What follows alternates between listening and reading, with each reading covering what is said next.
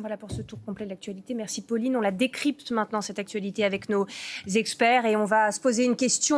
N'y a-t-il plus aucune limite dans le déchaînement de violence parmi les trafiquants? C'est la question qu'on se pose quand on voit l'âge des victimes d'une nouvelle fusillade à Nantes hier. Un mort de 15 ans, 2 blessés de 14 et 13 ans dont les jours ont été en danger.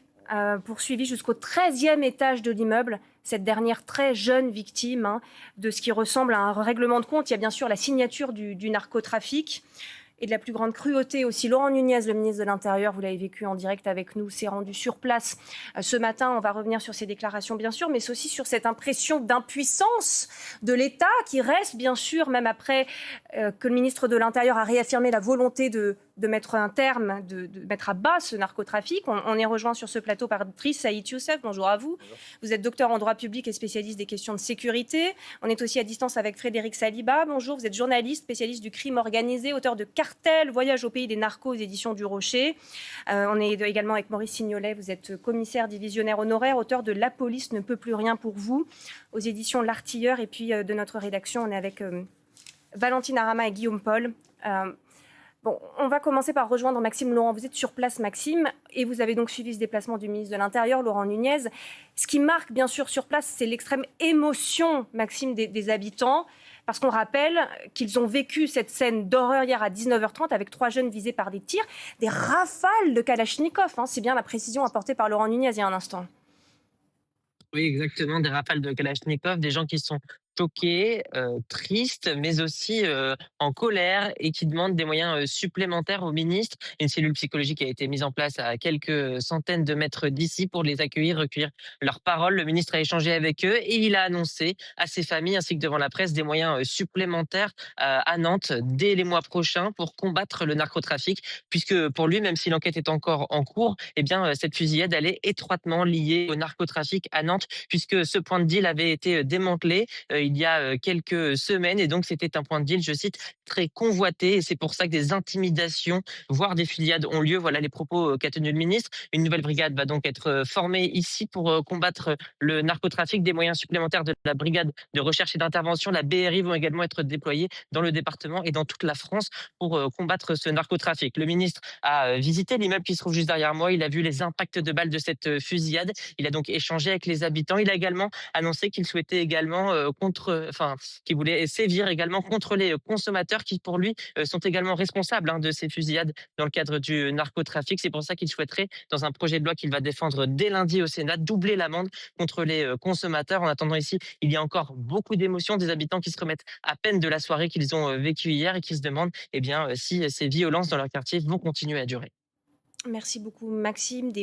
Quelques moyens de police supplémentaires, des moyens légaux également. Mais la question, bien sûr, qui reste, est-ce que cette lutte réussit réellement à juguler ce trafic de drogue, la montée en puissance de ces gangs? Valentine Arama, c'est vrai que c'est vraiment la question prégnante ce matin.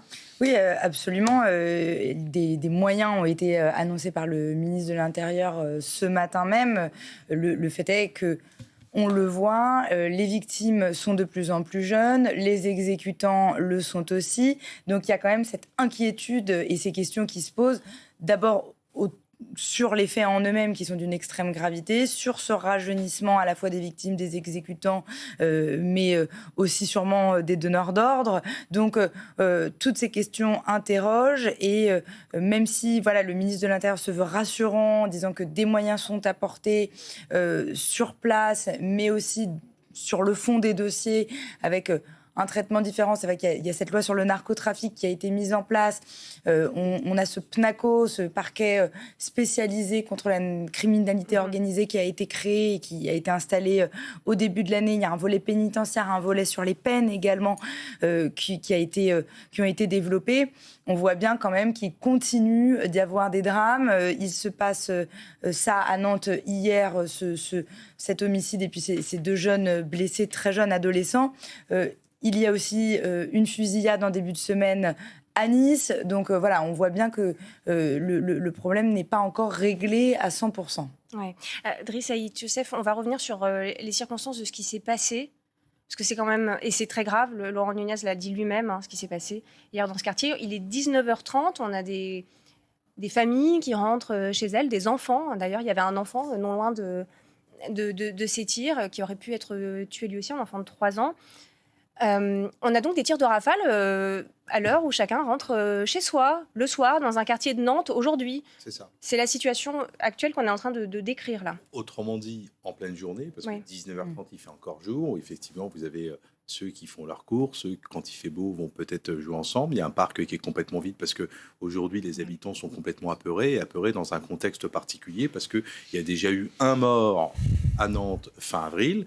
Et donc, on a un peu l'impression que c'est un éternel recommencement et que les habitants sont fatigués et sont d'autant plus fatigués que vous avez une puissance publique qui leur dit on met des moyens, on va encore mettre des moyens, on a des résultats, et que sur le terrain, il n'y a pas de résultats probants de la part des habitants, et que bien au contraire, on a plutôt l'impression que la situation s'envenime.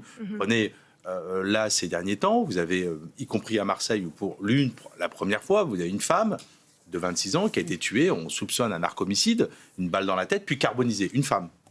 C'est quand même assez nouveau. Bon, là, on a un jeune de 13 ans. Mais 13 ans, c'est presque un enfant qui est poursuivi Oui. jusqu'au 13e étage de l'immeuble, qui était sans doute d'ailleurs la cible.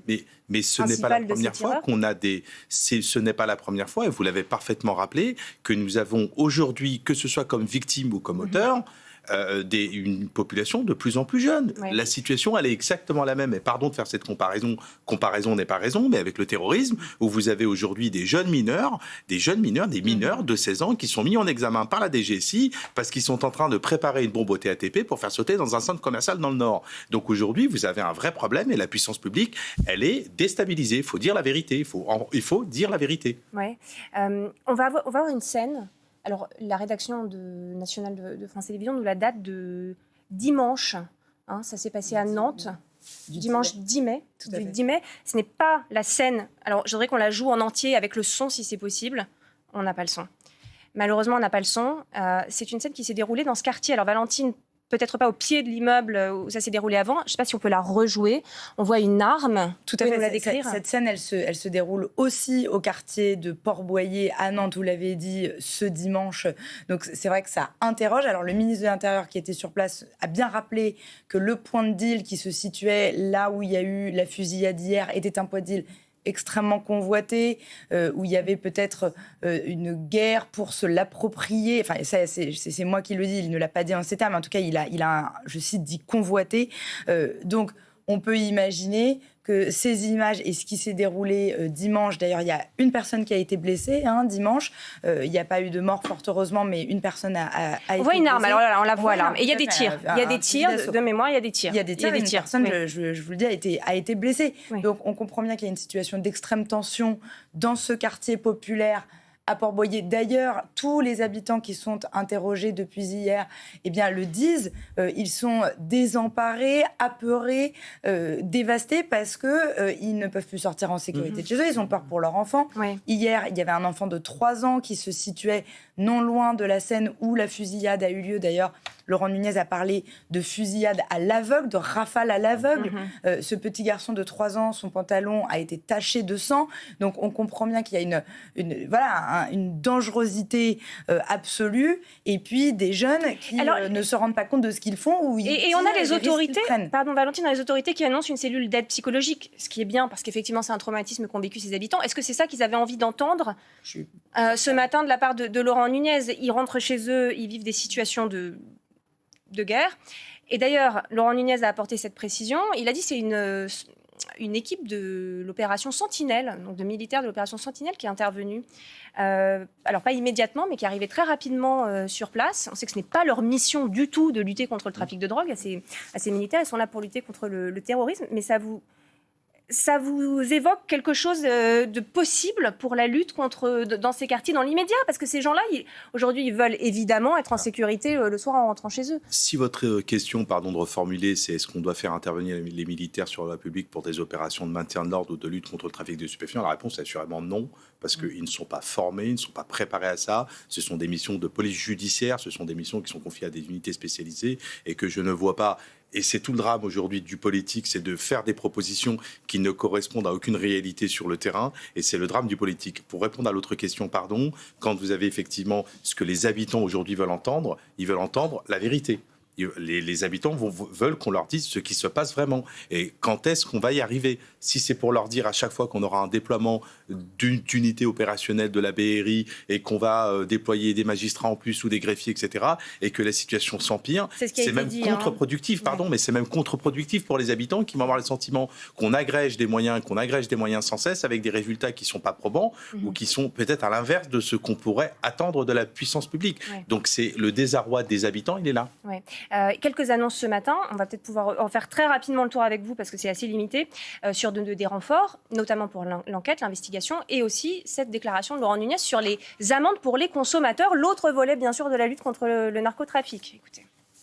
Nous avons aussi décidé, et c'est le président de la République qui nous l'a demandé, ce sera mis en œuvre, d'augmenter l'amende forfaitaire délictuelle pour les consommateurs. On passe de 200 € à 500 €, et puis on a prévu un certain nombre de mesures aussi, d'autres mesures comme la possibilité pour la simple consommation de trafic de stupes, d'avoir en peine complémentaire, la possibilité de suspendre, voire d'annuler le permis de conduire. Alors, vos réactions, je les résume. Bon, vous n'avez pas l'air d'y croire. Vous n'avez pas l'air de croire au caractère dissuasif. On peut même la tripler. Le sujet de ce qu'on appelle l'AFD, l'amende forfaitaire délictuelle, c'est qu'on a un taux de recouvrement qui est relativement faible. Donc on peut dire par 2, par 3. Le sujet, c'est aussi un sujet de santé publique. C'est aussi un sujet, je pense qu'il faut aussi voir ça comme étant une politique plus générale de lutte. C'est en y intégrant aussi de la prévention et de la santé publique, pas uniquement du répressif. Ça fait peut-être 20 ans, 25 ans qu'on est dans du tout répressif. Je ne dis pas qu'il faut faire beaucoup de prévention, mais si on ne marche uniquement sur du répressif, avec plus de policiers, plus de gendarmes sur la voie publique et quelquefois plus de magistrats, les résultats sont ceux qu'on observe depuis maintenant des mois, voire des années. Ça veut dire une augmentation dangereuse de la délinquance en France. Ça veut dire aussi que c'est une responsabilité collective tout de même, parce que le consommateur est responsable de ce qui est en train de se passer dans ces quartiers, sauf que le consommateur, pour la plupart du temps, ne vit pas dans ces quartiers. Ça, on lutte comment contre? Parce que la violence, elle n'atteint pas ces gens-là. Donc on va dire que la sensibilisation sur les problèmes de drogue, elle concerne la santé, elle concerne aussi les problèmes qu'elle engendre dans la société. Comment ça, on travaille là-dessus? Il y a une sanction nécessaire des consommateurs, c'est pour ça que l'AFD existe. Il y a aussi l'amende forfaitaire délictuelle. L'amende forfaitaire délictuelle, aujourd'hui, elle existe. Il y a les peines complémentaires qui peuvent être proposées sur une injonction thérapeutique de soins, etc. Non, mais je n'ai pas fini. Et donc ensuite, il y a les notions liées à la prévention. Qu'est-ce qui fait qu'aujourd'hui, quand vous avez des gamins de 13 ou 14 ans qui font les guetteurs, vous avez un sujet lié à la parentalité. Leur place est à l'école, elle n'est pas sur la voie publique. Et pourquoi ils ne sont pas à l'école? Est-ce qu'on a des professeurs à l'école? Quelle est la responsabilité des parents? Est-ce qu'on engage? Mais oui, d'accord. Mais si on dit qu'il n'y a que de la répression et il n'y a pas de prévention, ça ne marchera pas. Et ça ne marche pas. Bon, c'est vous qui disiez ça tout à l'heure, Maurice Signolet. C'est un modèle de réussite aujourd'hui dans ces quartiers. Que le trafiquant de drogue, c'est celui qui réussit, c'est celui qui a de l'argent, c'est celui qui brille. C'est l'exemple le plus flagrant, oui. Mais oui, ça va peut-être surprendre parce que normalement, un policier a plutôt un discours répressif, etc. Et j'abonde dans ce qui vient d'être dit. Le diagnostic, il est fait quand même depuis longtemps. C'est une dérive sociétale. Le policier, vous savez, c'est un peu comme le ramasseur de péchés de Borésion. On est là juste simplement pour mettre l'accent sur une dérive majeure et invoquer des renforts de policiers, etc. Le ministre est dans son rôle, mais ça ne résoudra pas les problèmes de fond. Absolument pas. Alors, sanctionner les consommateurs, c'est pareil. Vous savez, c'est le ruissellement de près de 40 ans de laisser faire. La toxicomanie, c'est quoi? C'est la démocratisation d'un vice bourgeois. Qui a commencé il y a très longtemps, et aujourd'hui, par ruissellement, ça a essaimé, ça touche une population de plus en plus large, etc. Mais reprenons la généalogie. Qui se souvient de tous ces présentateurs télé ou ces gens du showbiz, etc., qui ouvertement faisaient état de leur toxicomanie notoire, etc. Oui, on sait que la consommation de cocaïne, elle s'est depuis cette époque-là, elle s'est répandue dans toutes les strates de la société. On a vu des chauffeurs de bus et de transport de personnes. Tout à fait, mais quand vous avez un présentateur concernées. télé décoré de la Légion d'honneur qui dit ouvertement qu'il prend de l'héroïne, de la cocaïne depuis des années, ça a l'air de rien, mais ça fait un dégât terrible. Ouais. Donc le résultat, c'est ce qu'on connaît aujourd'hui. On est tous là à faire il y a un travail énorme à reprendre. C'est un travail sociétal qu'il faut reprendre. La police, quelque part, c'est marginal. On évoquait tout à l'heure, dans ces cités, il y a un phénomène de réification de l'autre. C'est-à-dire que l'autre n'existe pas. C'est comme une chose. Et c'est pour ça qu'on a autant de violence.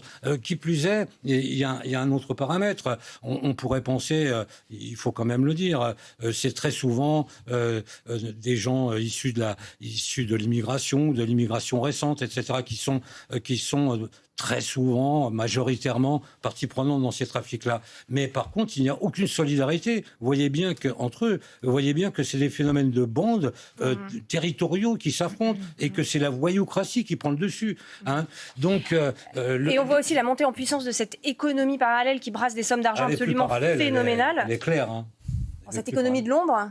Économie de l'ombre. Oui, mais enfin, ça fait vivre énormément de monde. Hein. Ouais. C'est ça qu'il faut voir également. Guillaume Paul, est-ce qu'on a des chiffres sur le poids économique du narcotrafic en France Non seulement on a des chiffres, mais ils sont effectivement très, très impressionnants. C'est le Sénat qui avait sorti un rapport en 2024 sur le sujet qui dit clairement, quand vous voyez la consommation aujourd'hui de drogues diverses et variées, c'est une industrie, on va dire les choses franchement, parce qu'il y a un marché, parce qu'il y a une demande, parce qu'il y a des emplois et parce qu'il y a des revenus.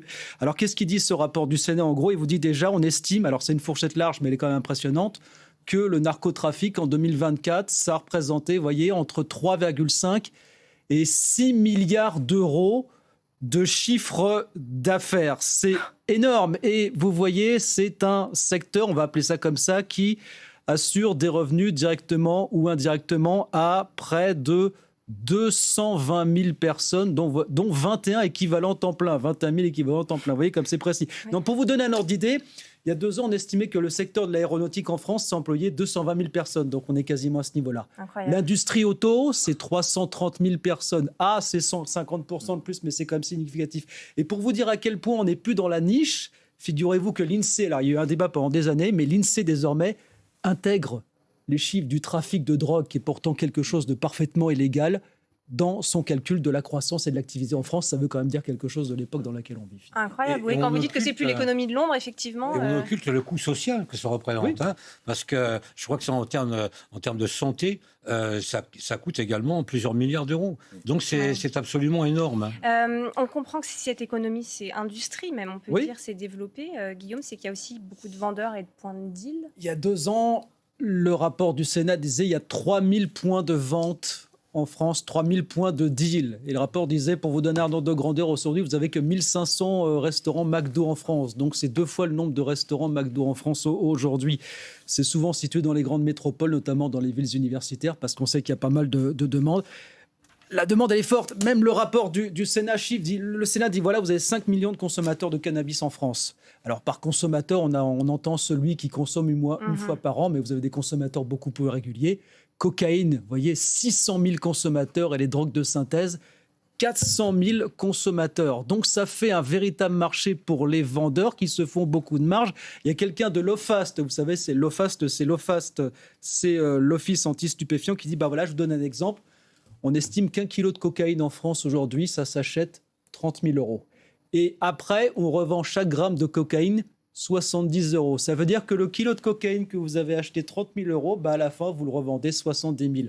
Donc, vous faites une sacrée marge. Donc, vous enrôlez beaucoup de jeunes, notamment en difficulté, beaucoup de personnes en difficulté. Mais pas seulement, plus ça va, vous vous rendez compte que vous arrivez à soudoyer des personnes qui sont dans des entreprises à des postes stratégiques. Vous avez beaucoup d'exemples ces dernières années de dockers, d'agents des douanes notamment, qu'on a pu corrompre carrément pour qu'ils ferment les yeux sur certaines pratiques, même des avocats et des notaires qu'on a achetés pour acheter leur silence, pour ne pas qu'ils signalent les dealers à TRACFIN. Vous savez, c'est l'organisme qui est chargé de lutter contre le blanchiment d'argent. Donc vous voyez, ce secteur, non seulement il gonfle, il enfle. Ouais. Il pénètre la société. Il pénètre la société, il se professionnalise de plus en plus. Il y a un indice. Alors attendez, Valentine. Simplement sur la question des points de deal, c'est vraiment un des sujets que le gouvernement a voulu prendre à bras-le-corps et se targue pour Marseille, je prends l'exemple marseillais parce que voilà, on parle souvent de la cité phocéenne en matière de trafic de drogue. Eh bien, selon le ministre de l'Intérieur, le nombre de points de deal était de 160 en 2021 et serait tombé à 80 aujourd'hui. Donc, voilà, en 5 ans, on aurait eu une diminution des points de deal. Mais ça, c'est aussi le résultat de ce qui s'est passé en 2024. On l'évoquait tout à l'heure, la guerre entre la DZ Mafia et le clan Yoda qui a finalement vu la DZ Mafia conquérir tous les points de deal. Donc, mais voilà, c'est en tout cas un des objectifs du gouvernement de faire diminuer les points de deal et ce pourquoi ils essayent de lutter aujourd'hui. Il affirme d'ailleurs que 9 réseaux ont été démantelés récemment sur Nantes et Saint-Nazaire, donc dans la zone où ça s'est déroulé. On va continuer cette discussion dans un instant. On va notamment vous retrouver, Frédéric Saliba, pour l'attente. Vous êtes un spécialiste des cartels de drogue. Vous allez nous expliquer exactement ce qui se déroule en France en ce moment. Mais c'est l'heure du rappel du reste de l'actualité tout de suite. À 12h30 sur France Info avec Pauline Forgue. Laurent Nunez à Nantes après le décès d'un adolescent de 15 ans au cours d'une fusillade. Le ministre de l'Intérieur s'est rendu dans le quartier populaire de Port-Boyer pour constater les impacts de balles au pied de l'immeuble où il a trouvé la mort hier. Il s'agit d'un lieu de deal très convoité. 2 autres mineurs ont été blessés au cours de cette fusillade. L'un d'entre eux était entre la vie et la mort ces dernières heures, mais il est désormais hors de danger. Laurent Nunez promet une lutte intraitable contre le narcotrafic. Évidemment, tous ces faits ne font qu'on renforcer notre détermination. Et croyez-moi, la mienne est intacte et totale pour continuer cette guerre contre le narcotrafic et continuer à gagner des batailles. Nous le devons évidemment à ces victimes, nous le devons aux habitants des quartiers qui n'en peuvent plus, et certains nous l'ont exprimé avec Madame la maire encore à l'instant, qui n'en peuvent plus de ce trafic de stupéfiants. La guerre que nous menons, elle est intraitable. Le détroit d'Ormuz doit rester ouvert. Déclaration faite il y a quelques instants par le ministre des Affaires étrangères iranien qui ajoute également cette phrase « J'espère que la diplomatie l'emportera ». Ces dernières heures, les forces iraniennes affirment avoir autorisé plusieurs navires chinois à traverser ce passage hautement stratégique.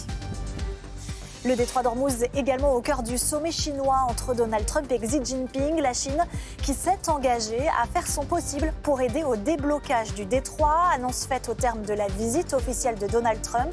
Le président des États-Unis a quitté Pékin en fin de matinée après 2 jours sur place.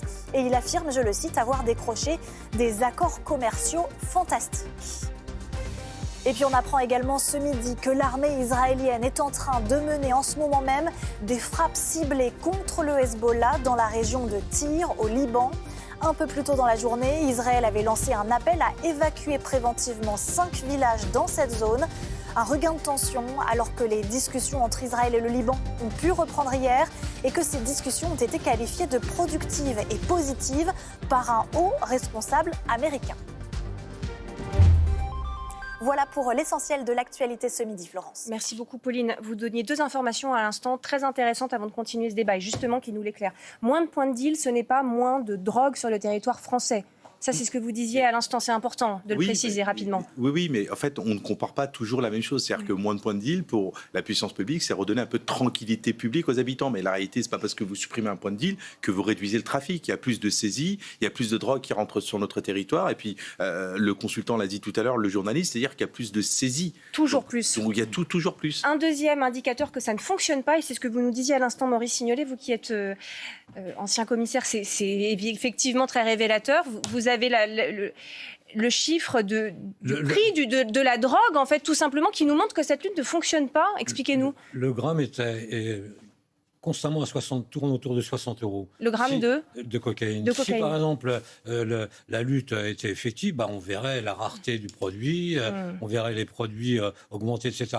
Je voudrais juste simplement une petite lueur d'espoir quand même. Dans les chiffres qu'on a cités des consommateurs, on s'était rendu compte qu'il y avait une diminution de l'âge chez les consommateurs de cannabis. On s'était rendu compte que, il y avait un vieillissement de la population des consommateurs de cannabis qui avait tendance à prouver que les jeunes étaient moins attirés par le cannabis. Par contre, ce qui fait extraordinairement peur, c'est les drogues de synthèse qui sont maintenant omniprésentes. On est rejoint par Jeff Wittenberg sur ce plateau. Bonjour Jeff, chef du service politique de France Télévisions. Bon, on vient d'entendre ce constat accablant. C'est vrai qu'il y a un vrai sentiment d'impuissance aujourd'hui quand on voit le ministre de l'Intérieur se rendre sur place, dire la lutte continue. On y croit encore ? le politique, il ne peut jamais se dire impuissant. Donc, effectivement, on y croit encore et on propose des mesures. Par exemple, le prédécesseur de Laurent Nunez, Bruno Retailleau, la première visite qu'il a faite lorsqu'il a été déclaré futur candidat de son parti pour l'élection présidentielle, c'est d'aller sur un point de narcotrafic, en l'occurrence à Nanterre, et de dire on va mettre tous les moyens, on va faire l'état d'urgence, c'est-à-dire avoir des mesures dérogatoires au droit, s'il le faut, dans ces zones où il y a du narcotrafic. Édouard Philippe, candidat à l'élection présidentielle, propose la même chose. Souvenez-vous, à Marseille, lorsqu'il y a eu les élections municipales, le candidat du Rassemblement national, Franck Alizio, proposait cela. Mais en face, vous aviez Benoît Payan, ancien et actuel maire de Marseille, qui a été réélu, donc, qui disait, mais en fait, comme on le disait il y a quelques instants, c'est pas nécessairement dans les quartiers que ça se passe. On va mettre l'état d'urgence, on va casser les points de deal, mais le trafic, il continue à se développer, les profils sont de plus en plus jeunes, et les donneurs d'ordre, ils sont pas nécessairement à Marseille ou dans les quartiers. Donc, c'est vrai que le politique ne peut pas s'avouer impuissant, mais aujourd'hui, on a aussi créé le parquet national contre le crime organisé, le PNACO, avec une magistrate, une autre magistrate, une procureure de la République spécialement dédiée, et les affaires continuent. Donc, beaucoup de moyens sont mis, mais force est de constater que le mal est toujours là et de plus en plus puissant. On est donc en direct avec Frédéric Saliba, vous êtes un grand spécialiste de ces mafias et cartels. On ignore exactement qui sont les donneurs d'ordre, bien évidemment, dans cette affaire. Pour l'instant, l'enquête est en cours, l'a dit Laurent Nunez.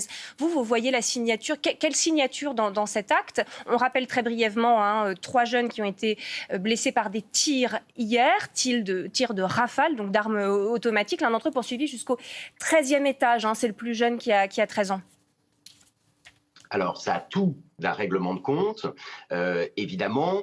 Ça montre les tensions. En fait, chaque fois qu'on a de la violence, c'est simplement révélateur, non pas d'un trafic plus accentué ou pas, mais d'une tension, c'est-à-dire d'une concurrence.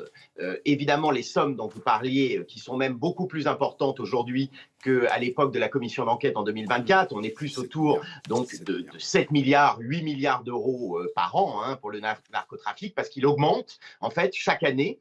Et en fait, là, on a affaire à le bas du spectre. Donc, on voit des jeunes. Il y a une sorte de lupen-prolétariat. Vous savez, cette expression marxiste pour parler d'un sous-prolétariat du narcotrafic, où vous avez donc des têtes de réseau qui, évidemment, ne sont pas dans ces quartiers-là, sont souvent d'ailleurs à l'étranger, qui sont des grossistes. Et là, on a affaire au bas du spectre, qui est vraiment les vendeurs, en fait, ces adolescents de plus en plus jeunes, sous-payés, et qui sont donc exploités et victimes. Et en fait, ça n'est que la partie émergée de l'iceberg. Alors, évidemment, on réagit, mais l'analyse est sans doute un peu courte du côté du gouvernement qui utilise un petit peu ce type d'événement politiquement, par exemple en culpabilisant les consommateurs. On sait très bien que cela n'aura aucun impact, et ça je peux vous le dire puisque c'est révélateur.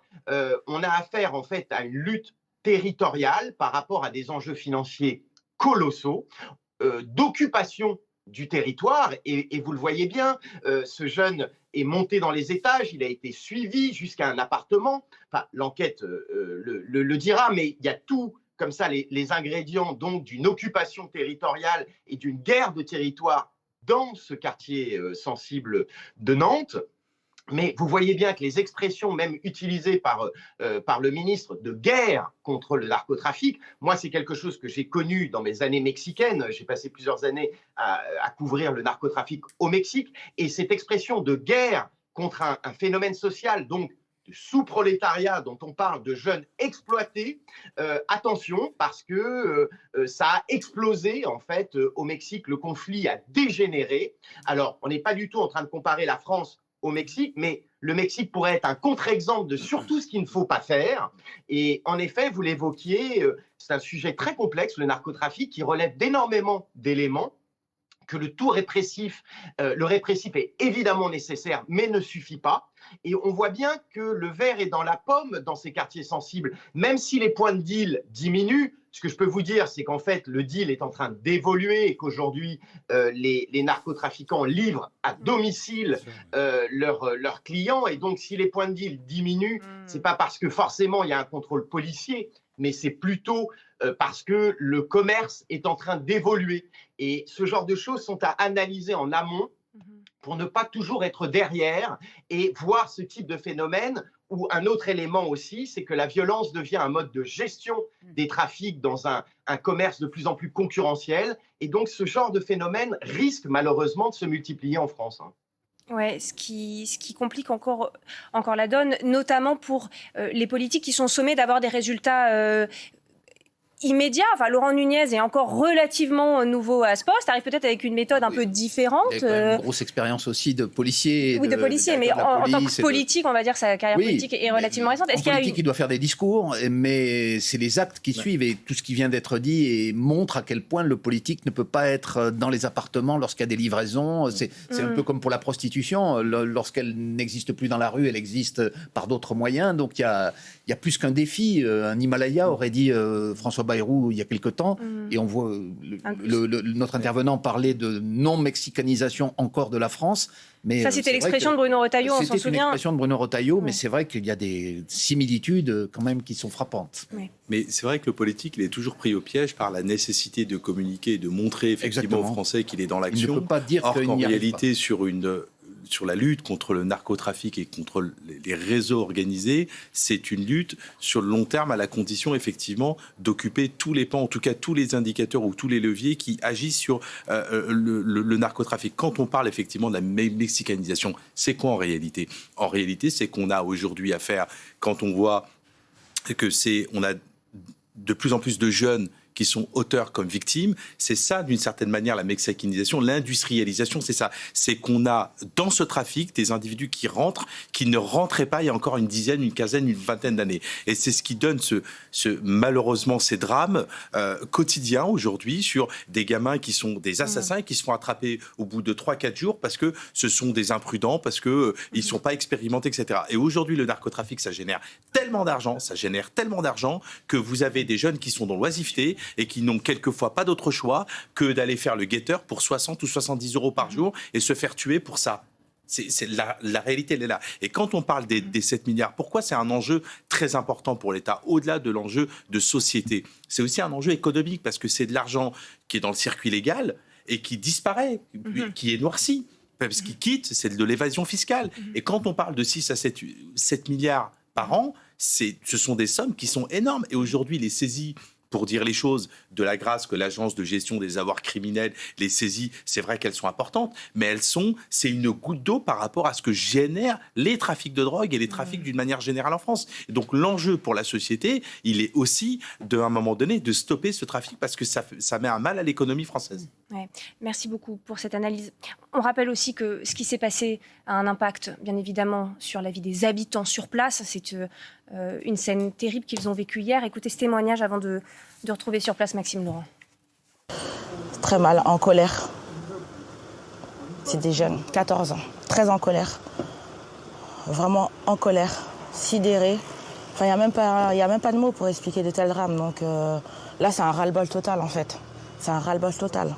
On sait qu'il y a beaucoup de choses qui ont été mises en place au niveau de la sécurité, mais il faut en faire davantage. Maxime, on vous retrouve sur place à Nantes. Vous avez suivi ce déplacement de Laurent Nunez. Est-ce qu'il avait quelque chose à dire pour les rassurer, ses habitants, Laurent Nunez, ce matin ? Alors, je peux vous dire que durant cette visite, il a d'abord échangé effectivement longuement avec les habitants de ce quartier. Il leur a d'abord annoncé que des moyens supplémentaires allaient être mis en place, une brigade de recherche et d'intervention renforcée ici à Nantes et une nouvelle unité chargée de conduire des enquêtes sur ces narcotrafiquants. Le ministre a d'abord visité le bâtiment qui se trouve derrière moi où s'est passée la fusillade, notamment le hall où il y a encore les impacts de balles de cette nuit. Et puis il est allé vers la cellule psychologique échanger donc avec les familles. Désormais, il souhaite 2 choses. D'abord, que l'enquête avance au plus vite, notamment que l'on retrouve les 2 individus qui seraient à l'origine de cette fusillade qui a donc blessé 2 personnes, tué un mineur de 15 ans, on le rappelle. Et puis, il souhaiterait également que les dispositifs de sanctions soient renforcés, à la fois pour contrer le narcotrafic, mais aussi pour être plus sévère vis-à-vis des consommateurs qui, d'après lui, ont aussi leur responsabilité dans ce type de drame. C'est pour ça qu'il souhaiterait que l'amende pour les consommateurs soit doublée. Ce sera d'ailleurs l'objet d'un projet de loi loi qui sera discutée dès lundi au Sénat. Laurent Nunez est reparti désormais et pour les habitants, il y a toujours beaucoup de colère ici. Et c'est pour ça que les moyens devraient être renforcés pour les épauler. Mais ici, on attend des résultats concrets et c'est ce qu'a rappelé la maire de Nantes qui était présente ici lors de ce déplacement. Et voilà qui clôt ce chapitre. Merci Maxime Laurent pour ces précisions sur place depuis Nantes.